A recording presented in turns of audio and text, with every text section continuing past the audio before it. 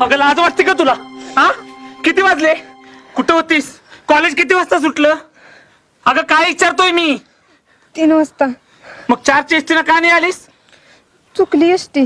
तेच विचारतोय मी, एसटी चुकलीच कशी? कुठं होतीस? हा, अगं कोणाबरोबर होतीस? अहो काय बोलताय तुम्ही? तू गप गा, तिला विचारतोय ना मी. काय ग, काय विचारतोय मी? आ, कुठं गुतली बितली नाहीस ना? तसलं काय नाही हो. अगं मग फोन का बंद होता? अहो काय करताय? लग्नाला आलेल्या पुरीवर कोणी हात उचलतं वय? तिला चांगल्यापणानं तोंड उचकट म्हणाव. काल लाईट कुठे होती म्हणून फोन चार्जिंगच नाही केला. अगं मग कोणाच तरी फोनवरून फोन करायचा, हा, उशीर होतोय म्हणून. पण मी म्हणतो उशीर झालाच कसा?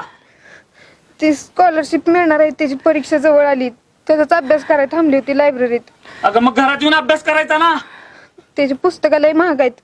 सांगितलं होतं तुम्हासनी मागच, तिथं फुकट आहेत वाचायला. फुकट आहे तर कशाला विकत घ्यायची म्हणून तिथंच बसते अभ्यास करत. 5ला पुन्हा गाडी पण असती माघारी यायला. पण चुकलं माझं अण्णा, मी सांगाय पाहिजे होतं तुम्हाला. बाकीच्या पुरी पण असतात माझ्यावर. बरं जातो आत.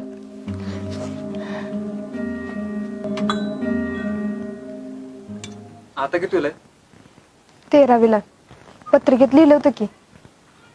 वा, तुझ्याकडनं ऐकायचं होतं. पुढं काय? मला कॉलेज पूर्ण करायचंय, जॉब करायचा विचार आहे. नाही म्हणजे तुम्हाला चालणार असेल तरच. पोलीस शिक्षण नका थांबू, लय हुशार आहे. आज पाव तर आमचं नाव काढलंय, तुमचं बी नाव काढेल. गुणाची पोर आहे माझी. न चालायला काय झालं? आम्ही काय एवढं बुरसाडलेलं विचारायचं आहे का? सुनबाईने काम केलं तर बरंच वाटेल आम्हाला. दोघं मिळून कमवत्याल.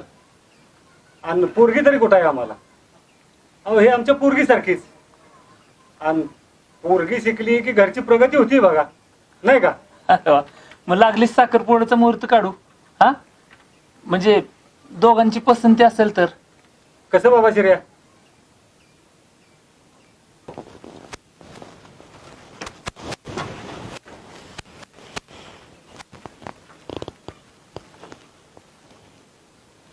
काय ग, तुला हे लग्न करायचं नव्हतं, मग आता एवढी खुश कशी? अण्णांकडे बघून. उभे जन्मात मी आज त्यांना पहिल्यांदा एवढं खुश बघितलंय.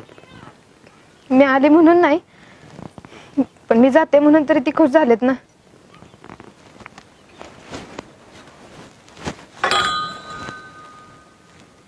मी काय म्हणतो, एवढ्या गडबडीनं आणि कमी वेळात लगीन करायची काय गरज आहे का?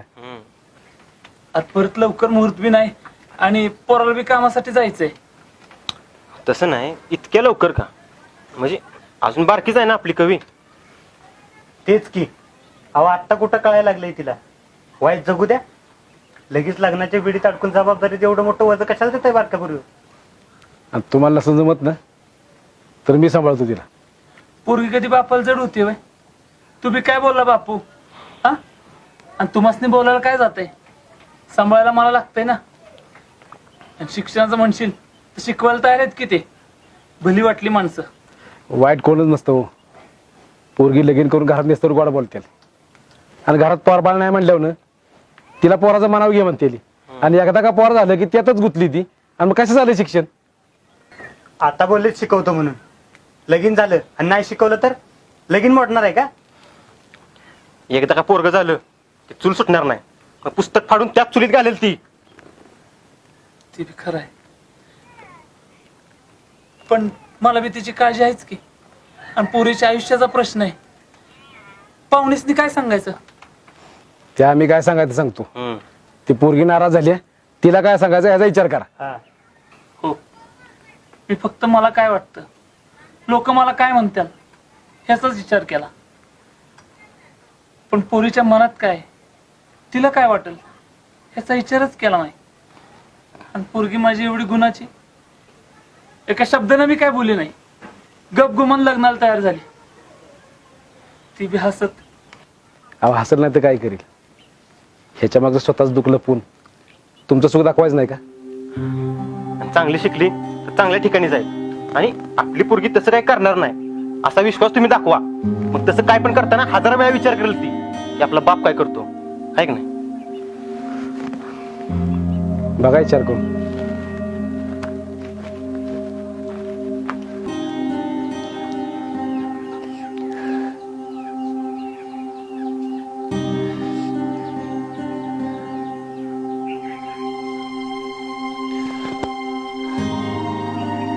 अण्णा मला लगीन नाही करायचं.